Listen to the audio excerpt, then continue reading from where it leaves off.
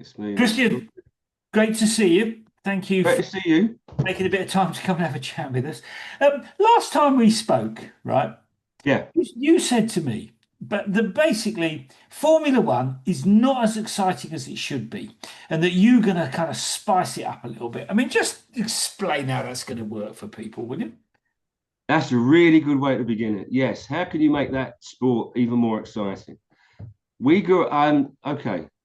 There's a multifaceted answer to this, but I'll be blunt. Watching it's getting a bit boring, if I'm honest. So you have static camera angles. You have, coming down the straight, you turn, you see another one, you see another one. There's not much interactivity going on. Yeah. You have the graphics that are coming in now saying where it is and various other things, and you've got the cameras on the cars. But ultimately, you're sort of at the behest of the director at the time and how he wants to view the race and various things like that. So it's sort of it kind of came from an idea. Actually, it was a statement from Sir Sterling Moss. Right. So my partner Wolfgang used to be head of global brand for Mercedes AMG. So Right. he gets invited to all these different places, and they're having a dinner, and I think it was the British Grand Prix. I can't remember the year, but it was Right. British Grand Right. Prix. He sat at the table with Sir Sterling Moss, and he says to him, "So it's the race. You're getting excited?" He says, "Oh yes, very much." And he says, "So when are you going to be down at the paddocks? When are you going to get down to the track?" And he said, "Oh no, no, no, no, no. I don't go to the track, dear boy. I go home. I sit down and in front of my big TV and I have my cup of tea and I watch it from home." And he went, "Really?" He said, "Yes." He said, "Didn't you miss the smell of rubber and tires and sound?" "Oh Right. no, no, no, no, no. It's a much better experience watching it at home." So that was idea number one. That's where that sort of started coming from, about actually enjoying it more as a spectator. Right. Because you always think being there is much more interesting, but in reality, you're in one position when you're at the track, I should say. Yeah. You Yeah. know, you're waiting for the next one. You know, okay, and then you'll people update you through the tannoys and everything else. So that was point number one. Then point number two was that we're sort of veterans in what we're doing with Right. really racing. So we've been around a bit. And so we got lots of contacts, and one of our contacts works for Bosch, and he's got friends in Bosch Motorsport. Anyway, point is, every Friday night, they all come to this guy's house. His name's Carsten, and in his attic, he has all these racing simulator rigs set up. And what Right. they do is they sim race weekend. They have their beers and their pizzas, and they get in the races and do all that sort of stuff. And one of the things they kept talking about was, wouldn't it be really cool with all these, because they work in telematics from the physical cars through the hardware they make. And wouldn't it be cool if we got those telematics out and put that in the game? So we could be in the game, we could be in the Wow. race at the same time as being in the race. So that idea sprung up there, and Wolfgang's idea sprung up there. My background's advertising and gaming. And I'm thinking there's other ways that you can make this a better experience, that you can actually be there and be in it, because it's a 3D environment. So all of that together, that sort of spread, that was sort of the genesis of the idea for really racing. And yeah, we think that we've got a format, we've already proved it, but we've got a format that will make watching motorsport even better, Wow. even I've got to better. say, I mean, the idea of actually being a part of a Formula One race, I think that's pretty terrifying to me. I But know. I'm sure a lot of people would find it pretty exciting. So, I mean, I think it's a fantastic idea. I mean, tell us about how you're going to build a company around that, because I mean, it sounds simple. Mm. I know the technology is pretty complex, but also building a business in that way. I mean, just give us your thoughts on the kind of direction of travel, how you're going to build that business, what sort of challenges are going to be involved. I mean, give us a sense of where you're going with this. Well, it's one of those things where, like, when they talk about raising investment to help Yeah. to build a company, yeah, they always say, "Where's the problem?" And how are you providing a solution? So the point you made at the beginning, which was we could, Formula One could be more interesting. Motorsport TV viewership is basically going down and down and down, Right. Okay. and a consequence of that is that the market's aging. They're used to watching it.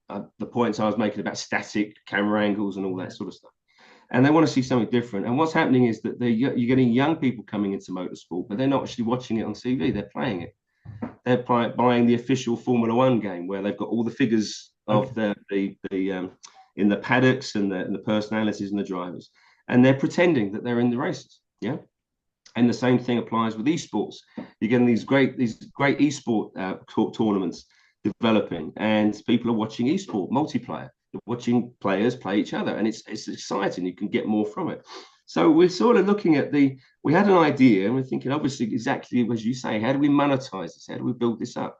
Where's the gap for this? And we find that the gap is that older people are watching TV and younger people are playing it. So there's a disconnect with it. So the jewel in the crown in this entire scenario are the racing series themselves. So Formula One, IndyCar, NASCAR, British Touring Car, whatever. And they want to get more people watching, but you've got this issue. So the idea really was about, well, how do we connect them? How do we get them back into it?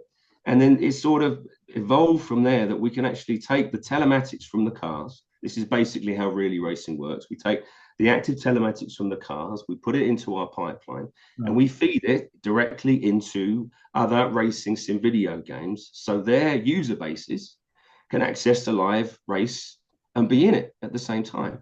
So that's sort of the fundamental aspects of what we're doing. We're not making a game. What we're doing is we're creating a value layer, if you like, of what the game developers can offer their customers. Yeah. So instead of if you want to be in a race, you buy a Formula One game, you are disconnected to the actual sport itself. You're going in a simulation. Yeah. But if you bridge it and you bring that physicality into it. So let me ask you about the scale of this. Now, I mean, in terms of the numbers of kids, for want of a better word, young people that are playing these games. Yeah. I mean, give us an idea of the scale. I mean, how many people, because it's a global phenomenon, isn't it? I mean, how many people do this kind of thing? Well, our estimates are about 21 million people play sim racing as a whole. That's extraordinary, isn't it? And presumably from all over the world. All over the world. This is global. And that's the great thing about it. It means that you could be anywhere in the world, as long as you've got an internet connection, that you could be in that Formula One race in Monaco on Sunday afternoon, whatever. You can actually do it.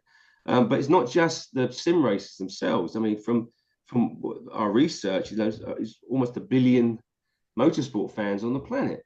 And there's so many motorsport series, open wheel, touring car, stock car, you name it.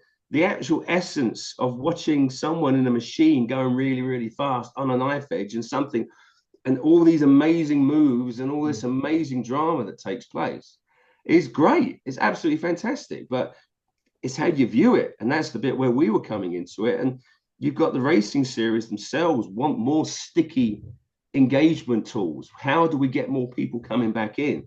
And that's where we got to the point where we said, well, young people are playing games.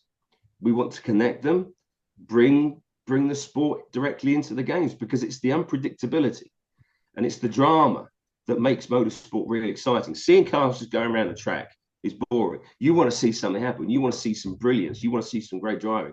And that's the thing that we'll be bringing into racing sim games. So that's the basic model. I mean, it's an extraordinary idea. And of course, what you're doing is connecting to an absolutely massive market.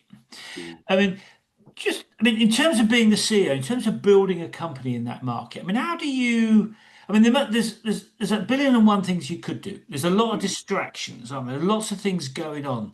How do you, as the CEO, work out, well, we're not going to do those things, but we are going to do these things? I mean, how do you work out the kind of focus to keep you moving forward? Because the other thing that strikes me about that world is it's kind of evolving pretty rapidly as well. And that's actually working in our favor. Right. Because the big obstacle that we were told at the very beginning was that the data that we were wanting to use, that's the proprietary data of each and every team. Right. So that's their data. That's what that car's doing at any one time. They don't want to give that away.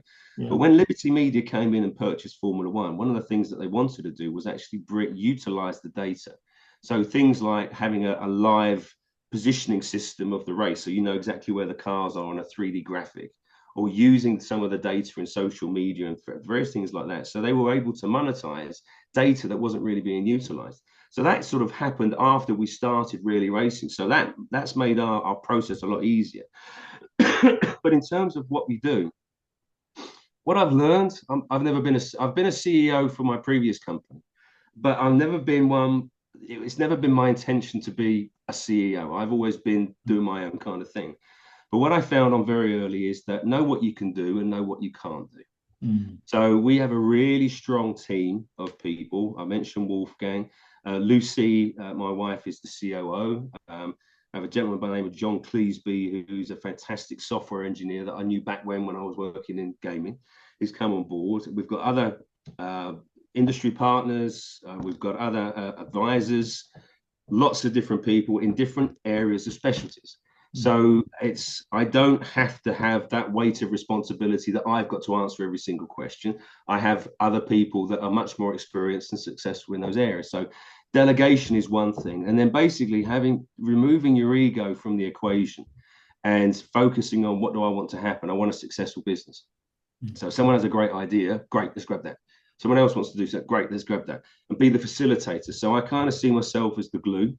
And in terms of where we want to go, I work on my gut feeling, because obviously I know a lot about cars, I know a lot about motorsport, gaming, and the rest of it. So I've got an idea, but I'm willing to enable that idea to go in certain directions if it feels right. So you don't sort of make any assumptions. You don't have, a Hail Mary, as they say, and let's go for this. Everything that we've done so far has been considered, and I think that comes from experience. Right. Being a bit older, knowing how things tend to pan out. Let's plan it. Come on, you tell me, and then we get a consensus and we take that next step. So that's pretty much. Yeah, it's actually about, I mean, what you're saying to me is it's about judgment that is based on years of experience, isn't it? You make judgments, I think so. yeah, Yeah. and I think that's a really powerful, a really important thing to hang on to, because it's not a simple cut and dried, you can follow a formula, is it? You've got to, in one sense, you've got to make the business what it is, and it's got to be different from every other business in the sector, otherwise you can't compete, isn't it? So it's really about judgment, it seems to me. Well, also a little bit of faith, because what we're doing hasn't been done before. Mm. So we're out in the open, and I really like that, because I've never been a follower. I've always liked to do my own thing, but at the same time, you've got the faith. Everyone else behind me and to the side of me is going ahead. We all believe in really racing, but no one's done it before, so there's no roadmap to follow. And I don't mind that, because someone's got to be a first mover.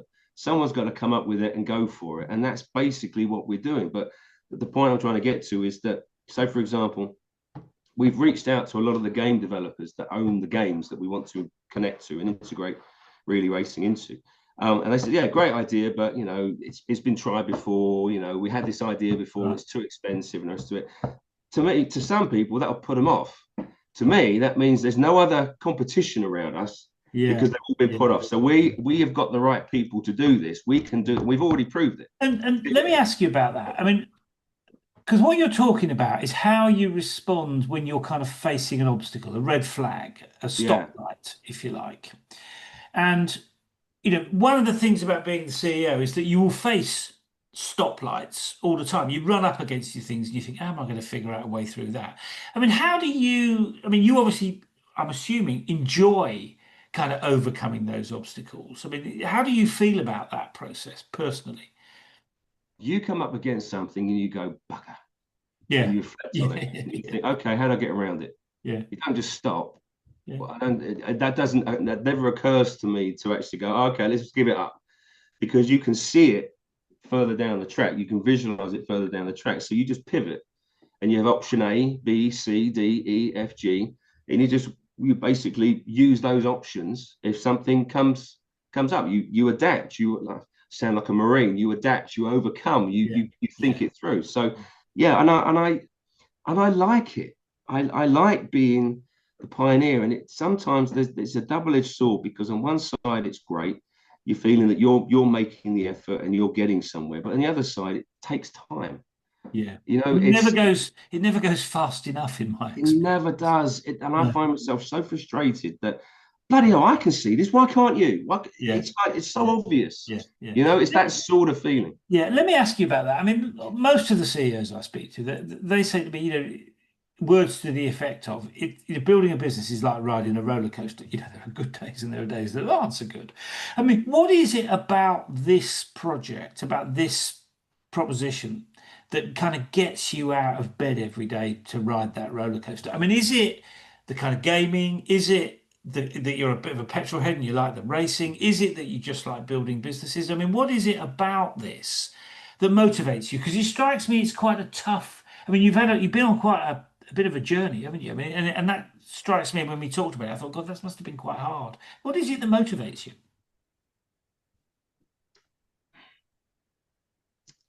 I think it is that we're trying to, we know, I know how difficult it's going to be. And I think that when you've got good people with you and they see it the same way, you go, okay.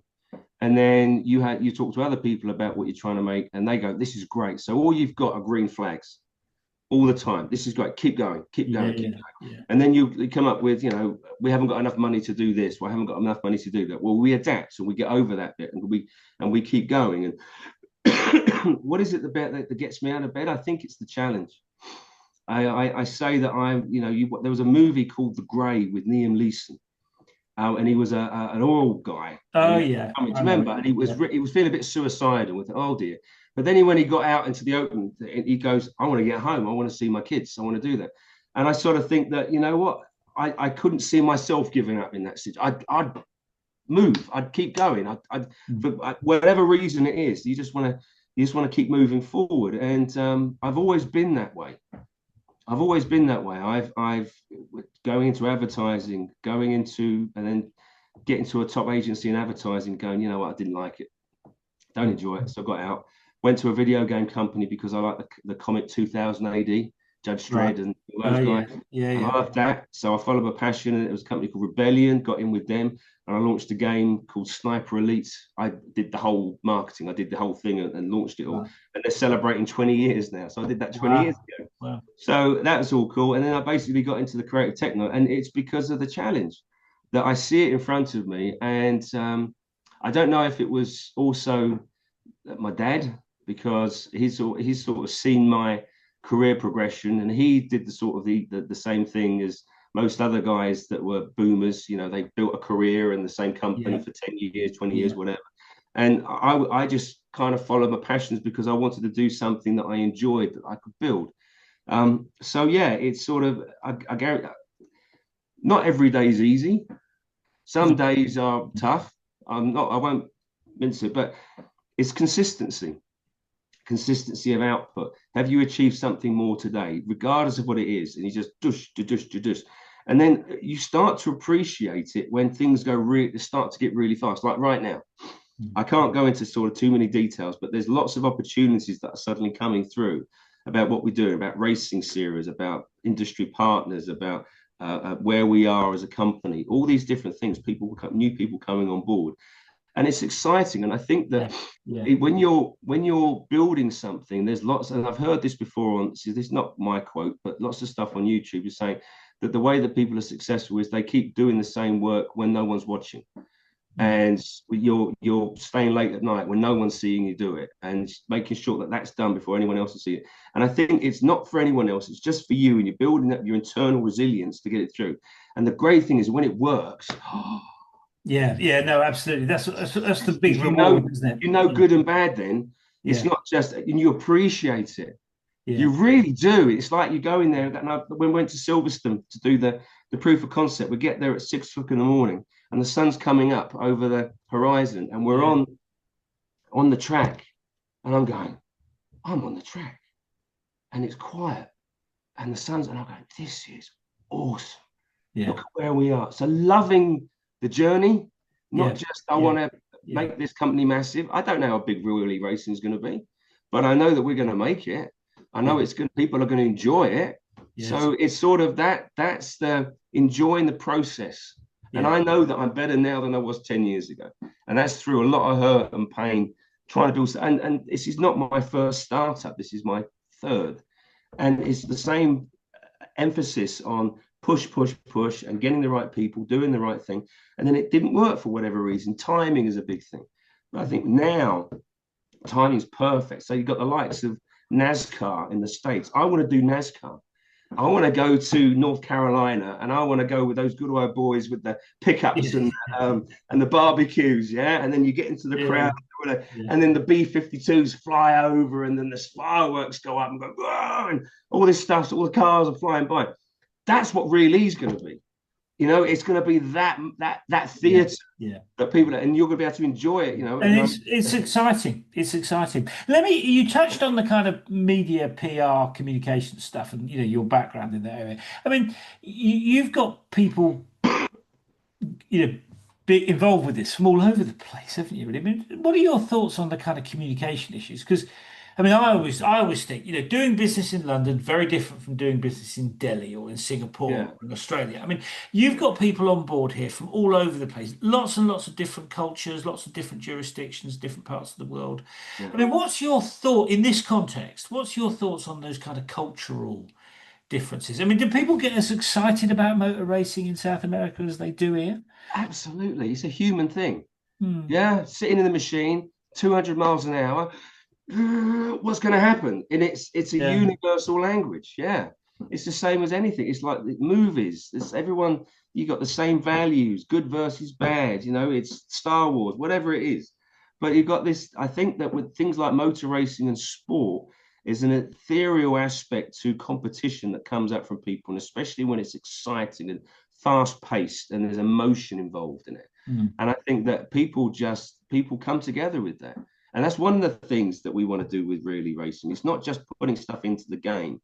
We want to bring the game out into the real world, because you can argue lots of young men play video games at the moment, and Hmm. there's a loneliness epidemic. Yeah. And they talk about being connected online. It's not the same as being connected in real life. You can't hug someone online. You can't, buy them a drink online. You can't sort of meet your future wife or whatever. I suppose you could in real life, but the way that we grew up, you'd meet them at the pub Yeah. or at work or whatever, Yeah. and you sort of Yeah. do that. And that's not as prevalent now. But So let me ask you about that connecting the kind of the game, the virtual world with the real world. I mean, how are you yeah, going to do that? Because that seems, I mean, your point about that kind of epidemic of loneliness. I mean, other people yeah. have spoken to me about that. I mean, it sounds great, connect the virtual world with the real world. I think it's probably a bit more difficult logistically in to do that. I mean, how are you planning on doing that? I mean, give us your thoughts. Well, the way that they're viewing it is that when you're playing, let's say you're playing Call of Duty or you're playing Formula One, and you've got other people from other places in the same race as you in multiplayer, Yeah. still Yeah. Yeah. driving around, okay? You talk with them, and you sometimes you get your friends to come on, and everyone's at their home and they're all driving their thing, and it's lots of fun. It's great, but at the end of it, you're still disconnected. You're only communicating through the screen. And the thoughts that we were having, and this is sort of at the very beginning, is someone said about VR and AR and these devices, that what is the purpose of them? And he compared it to Amazon. What's the purpose of Amazon, the company? Well, you get lots of choice and you get it quick. You get them delivered quick. Oh yeah, I can see the benefit of that. Great, that's why they're doing so well. What's the point of headsets, VR and AR? What's the point? What are they there for? And no one can really come up with something, but it's escape. It's the same as any drug. Mm. You have a drink, or you read a book if you want to escape, or you watch a movie, or it's detaching yourself from things. But in terms of gaming, because a lot of it is soulless, there's much more, I think, loneliness involved in that. So basically, the idea is that we can bring people together online, and instead of the multiplayer being sort of an area like London or Birmingham or something, you make it more local. So you all have a passion for motorsports. You're all in the race, and you get to know each other a little bit. And it could be the guy the opposite side of where I live, or it could be a guy just down the road. And the idea is very simple. Once the game's finished or the race is finished, we would allocate a desk, a table, and a monitor at a local pub or a bar or at a racing lounge or something like that, and everyone will get back together after the Okay. race Okay. and have a few drinks, have a few burgers, and watch the race So that they took part in. it's kind of creating local networks within the wider sort of Yes, work of people that community. are taking part in the sport. Yeah. Absolutely. And I think that there's a shared passion there to begin with.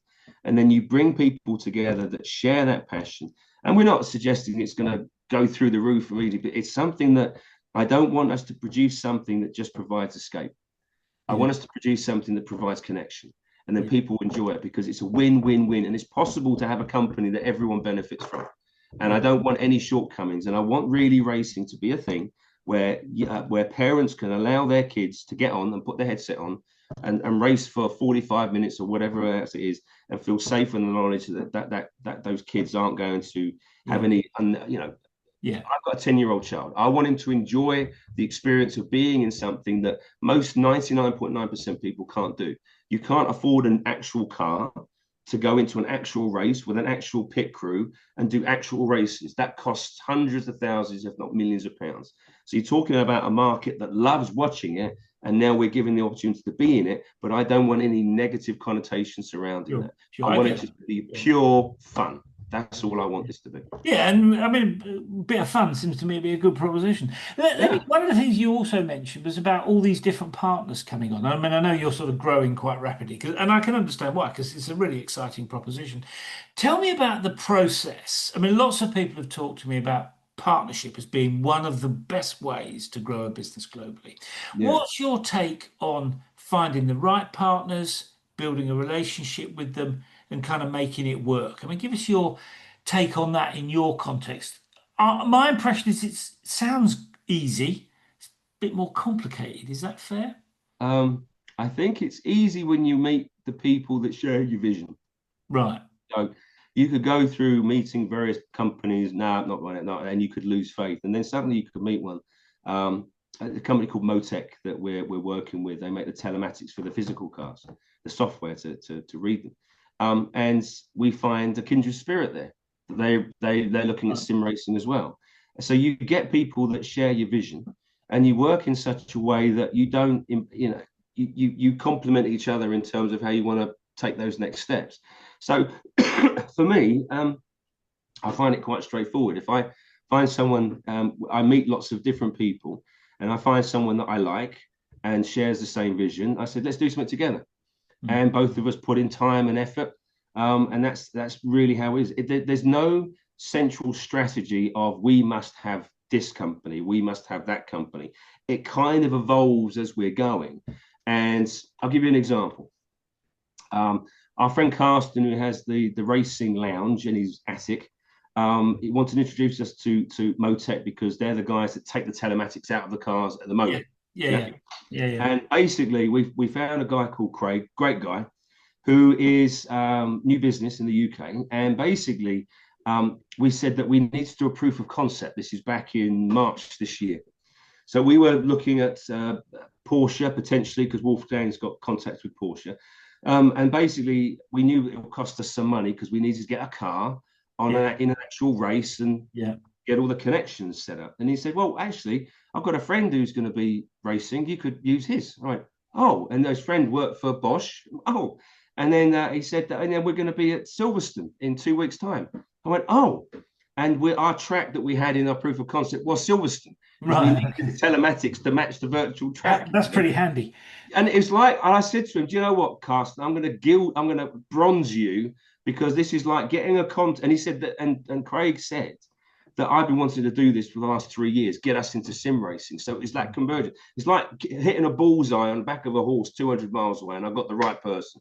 Got that. We got the guy, we've got a gentleman by the name of Nicolas Langier. He was a two-time esports world champion. He's on board as an advisor. I managed to catch him as he was transitioning from one Formula One team to another Formula One team.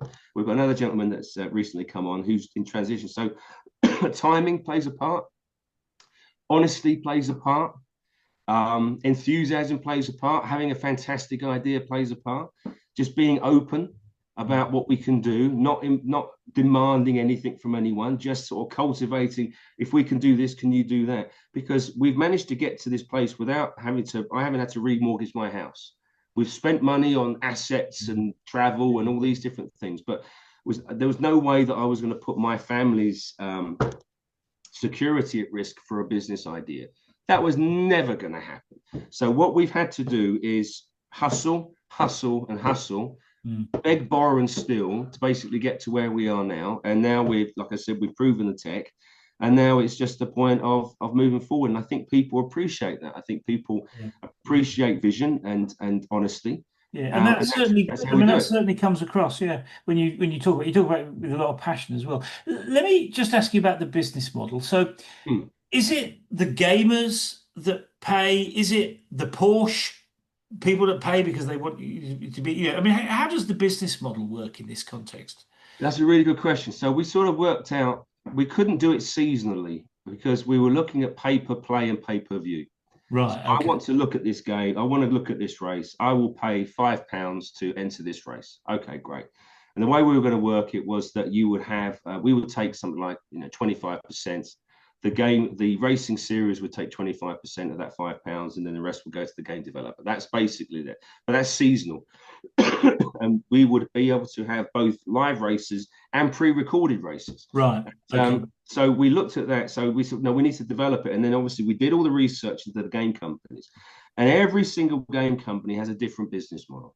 Some of them are like pay to play, like you go out and buy the Formula One game for 50 quid. There you go. And you get everything else going on.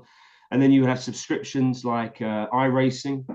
Then you have other ones like a Race Room, which is, I think, subscription, and you pay that. And you've got other games that you would just basically continue to pay. And just there's so many different ways that sim racing customers pay for their gaming experiences. So we had to be adaptable. So we did all the research. We spoke to different CFOs, even software CFOs from Silicon Valley. We managed to get hold of for a Zoom call, saying, "Oh, what are we doing everything right?" So we don't want to just do pay per play and pay per view because of the seasonality of it. You want to do licensing.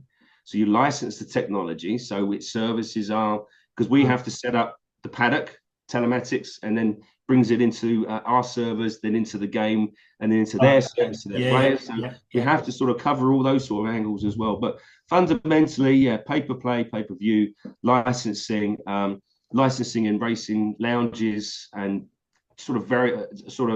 we have a flexible way that we could talk to any game developer that's making this, and whatever business model they've got, we have something that we can directly plug into and work from there. And we wanted to also, the main bit was the other research that we did.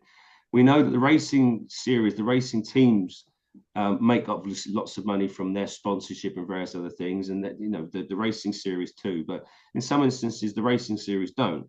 It's or the teams don't, but the racing series does. So the way that we're doing this is that from every single payment from every single player, the racing series would get some that would be split within the racing teams as well. They would get a cut of that. The track would get a cut of that. We would get a cut of that. So everyone would benefit from. I mean, just to make sure I've understood it, what you're basically saying is that everyone gets a slice of the cake, which creates a win-win, doesn't it? We've got a new format. We have to get, because no one's done this before. We have to come with a really good offer, and obviously we want to own this space. We want to get in here and build something up that everyone uses around the world.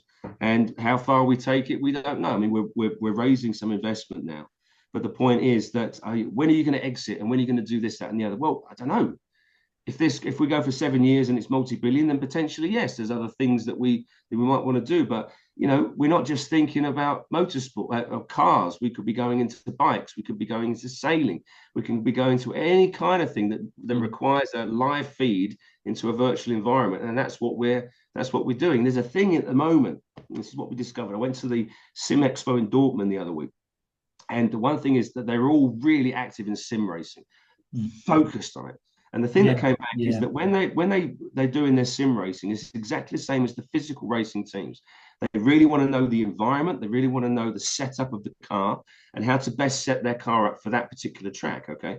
And then what came back was that when you're actually in the game itself, all those telematics information are 100% correct, every bit of it. But in real life, with the physical cars and the telematics, that's not 100% correct. There's other there's areas there's grey areas going on. The key point is that they say that if you put a guy on a physical Nürburgring track and you put a guy on the sim equivalent Nürburgring, the guy in the sim would do that track circuit 4 to 5 seconds faster than physical guys. Because they've got better data. Is that what you're saying? Yes, exactly. So there is a disconnect, because what you've got in a moment is you've got the Formula One teams. They're using simulators all the time to practice. Having that slight disconnect between live and virtual, if we can bridge that, I don't know how. This is just what's being told. This is the big thing that potentially we could crack. It means that there's parity. And one of the things that we want to do with esports is that We want to be able to have the top esport drivers in the same race as Lewis Hamilton and Max Verstappen driving. But because of this discrepancy of telematics, you don't want the virtual guys flying off. That's not going to be fun to watch. There has to be, Yeah. you And know what I Lewis mean? Hamilton wouldn't be very happy about that, I Of don't course, he think. wouldn't be happy Yeah. about it. Just watching someone Yeah. go like this is not fair. So the Yeah. point is that if we get that parity, then it's driver versus driver. Yeah. It's virtual versus physical, and that makes for great TV. And the way that you can operate the championships in that, you can have the championship taking part with the Formula One race. So you've got the unpredictability, and the esport guys are competing against each other. But the point being that if we can get to that level of precision between the physical and the virtual, that's really interesting. And I don't know how to get it because I'm not a techie, but I just tell people and they go, that's really good. Let's play around with that. Let's see what we can do. And we've got really good people doing it. Yeah, yeah. I mean, I think if you can solve that problem, you're onto a winner. Yeah. Let me ask you about your journey. I mean, you talked earlier on about how much you've kind of learned from the experience. I mean, if you were to go back right to the beginning, um, I mean, what might you do differently? Oh, blimey. That's a question. Nothing. I don't think so. I don't think I do anything differently. I've always, when I was at school, I was always an outlier. I was never in team sports. I liked my art. I was an artist, went back then. Right. And then from there, college and then art college, and sort of my background is sort of design art based. And then Right. from there going into advertising. So I just followed my passions really, and went through it and learned the biggest lesson I learned in advertising was cover your ass, because people will try to blow you up, even if you're coming at it from an honest point of view and you screw up, people will get you. And I thought, oh, I Yeah, don't yeah, like that. yeah, And then yeah. that sort of made me think I just want to do my own thing. Mm. So I control who I have with me and how I want to work. So that sort of informed that. But the gaming and everything else, I think partly it's that I'm a 20th century guy that grew up with Star Wars and Yeah, sci-fi and looked at the yeah, yeah. future. You and me both. You and Yeah, me both. exactly. And we Yeah, looked in the future. And yeah, if you said if we're like, what was it, 40 years ago, 1985, and you could say that you would be sitting and you could talk to someone with a communicator, you go, that's from Star Trek. I don't believe it. And if you can say that there's a global network of information that you can just access anytime and watch anything anytime, I'll go, well, and then you're saying that we've got rockets flying up and then they're landing themselves and we've got self-driving cars. yeah, We'd say this is the future. We're in the future. And I yeah, think I've always wanted to be in the future, to enjoy the things that we were promised way back then. yeah. And I think that we're in that place. And I think that's another sort of a motivation for us, because we're all those 10-year-olds, in the 80s and looking at all the sci-fi and watching the movies and just thinking, wouldn't that be cool to do that? Wouldn't that Yeah, be cool? yeah, yeah, And I think that that's informed us where, yeah. where we are now. And let me ask you about. I mean, you've achieved an awful lot, actually. I mean, which of your achievements, particularly in relation to this particular business, but Yeah. also generally, I mean, which of your achievements are you most proud? Oh, blimey.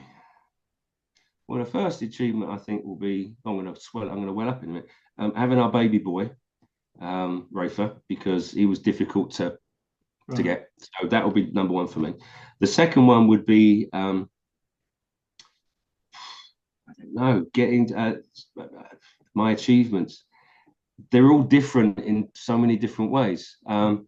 It's sort of the way I view my achievements is that I feel that I'm trying to get up a mountain, and when I get to the top, I go yes, and I enjoy that moment of getting to the top. So when Sniper Elite went platinum or whatever, we did really really well, and I thought I made that happen. That was Yeah. really satisfying, just for me. I'm not the sort of, I don't use social media much. I don't need external validation. It's more about I've done that and I've got there and I feel good.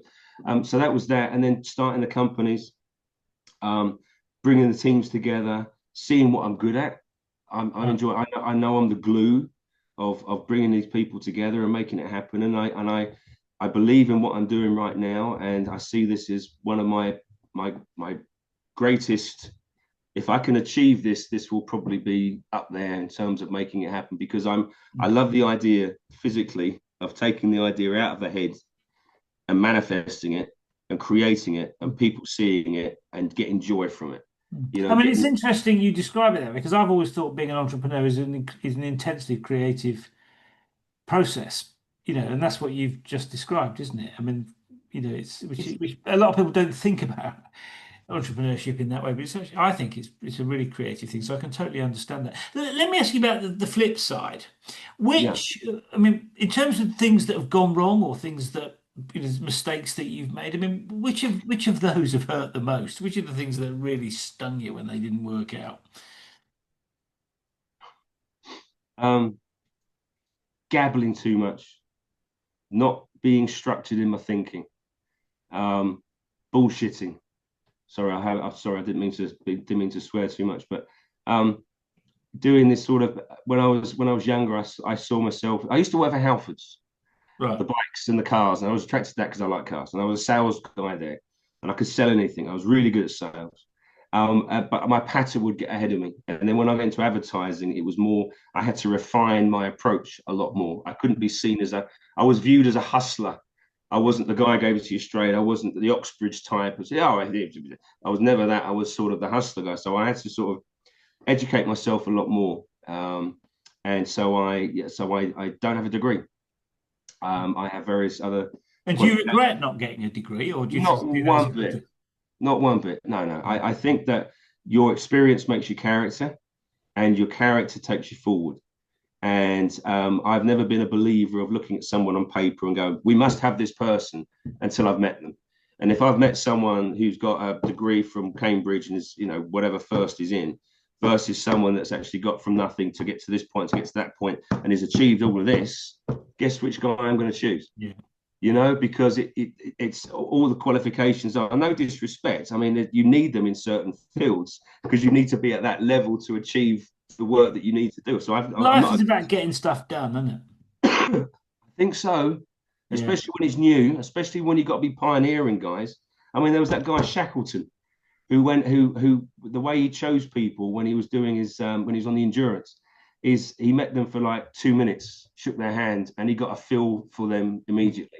What that is, I've no idea, but you sort of get an understanding of someone. Can you do this? Yes. Can you do that? Yes. Dun dun dun. Let's Yeah. move it. So Let me ask you about the being the CEO. I mean, do you, yeah, do you feel that's changed you? Are you a different person now as a result of all the things that have happened and all the kind of challenges you've had to deal with?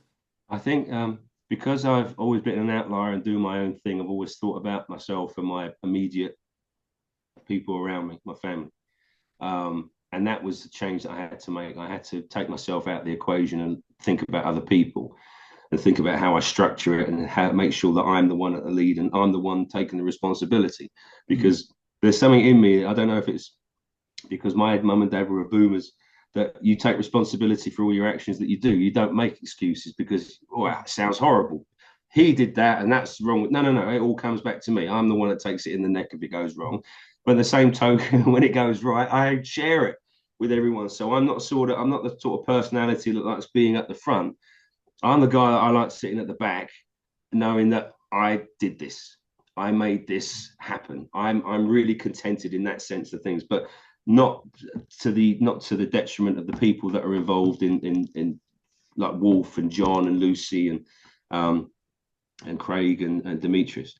So it's sort of we're in a place where I help facilitate things. I hope I want to listen to people more.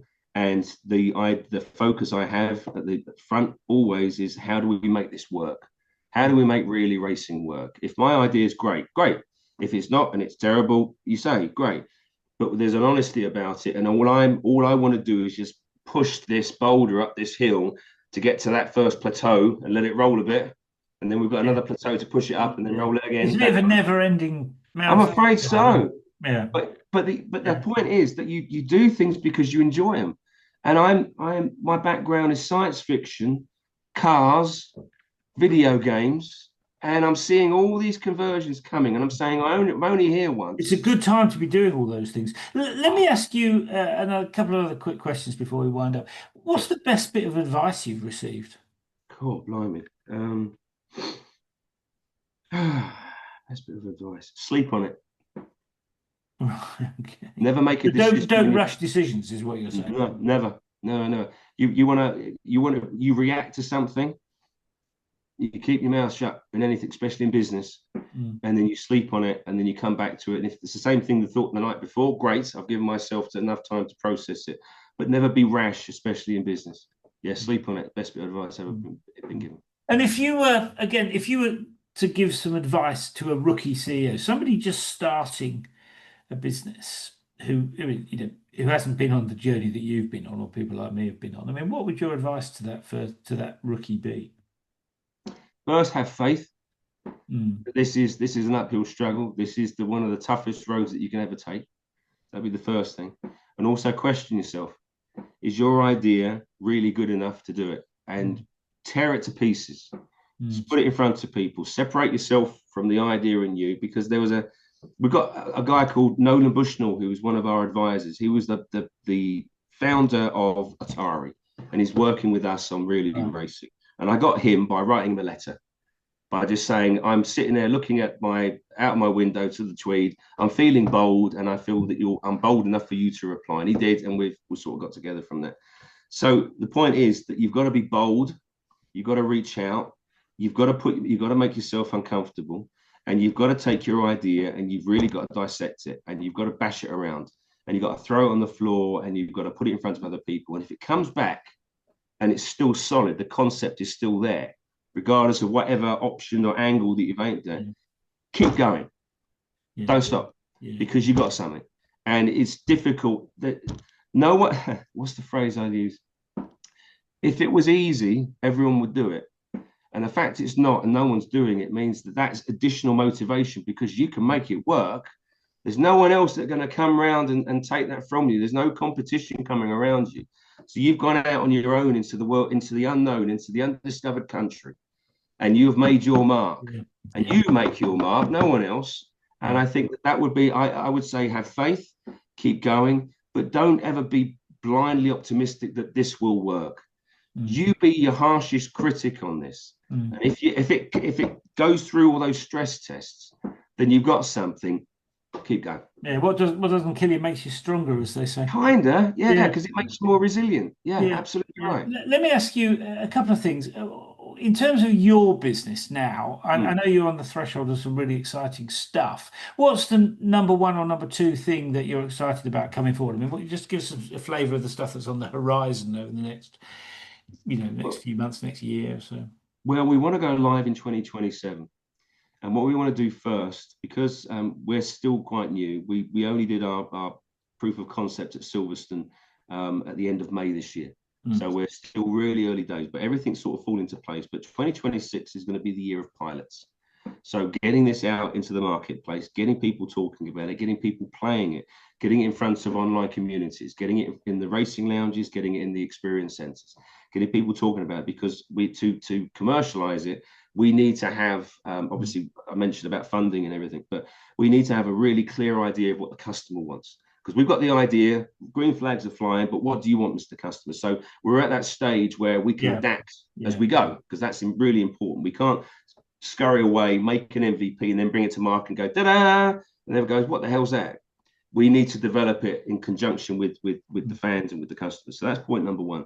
And then as we go throughout 2026, we're going to be going to the tracks. We're going to be going to races. We're going to be taking those telematics out. We're going to be having pilots. One of the things that I want to do up here is that we work with SOSI, South of Scotland Enterprise, and I want to get schools in the Scottish borders to be to do the testing. So we'll have school kids doing it. And if we could do it in the Scottish borders, we can do it anywhere in the world. It's that sort of thing that we want to bring everyone. And of course, those kids are the gamers, aren't they? Exactly. Yeah. They're the future. And they want to do, and gaming for them is totally different from how we did. I won't go into detail about my theories of gaming, but the point is that 2026 is the time for testing, validation, and execution. And in 2027, we want to start with some of the smaller game developers, some of the smaller games, and bring some of the racing series to them. So that's going to be the process of development. At the same time, we're going to be speaking with the racing series, because we want to be able to make sure that we've got all our things in place. Because the racing series themselves, out of all of this, out of video games and entertainment, it's the racing series of the crowns in the sort of the jewels in the crowns, I should say. So they're the ones that are important. They're the ones that have the races. They're the ones that have the teams. and we're speaking to those guys right now and finding out what they think, and the feedback is encouraging. Yeah, well, given what you said about audiences dropping off, I mean that's a pretty Yeah. important problem to solve, isn't it? So I can see why they're enthusiastic. Let me ask you one last question, which is not really about you and your company, but about the environment. Mm.